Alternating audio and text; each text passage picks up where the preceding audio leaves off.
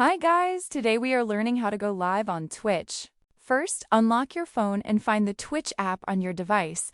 Tap on it to open the app and access your Twitch account. After opening Twitch, look at the bottom of the screen. Tap the plus icon to open the content creation options. This is where Twitch allows you to start creating a live broadcast. A few different options will appear on your screen. Now, select the stream option from the available choices. This option lets you stream your phone screen directly to viewers. It's useful for mobile gaming, tutorials, and live demonstrations. Once selected, you'll move to the stream setup page. Next, tap on Select a category to choose the type of content you'll be streaming. Categories help viewers discover your live stream more easily. Browse the available options and pick the one that matches your content. After selecting a category, continue with the stream setup. Now fill in the required stream information. Add a title that clearly describes your live stream.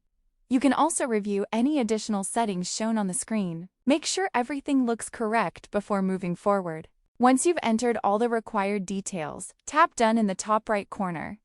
This saves your stream information and prepares everything for broadcasting.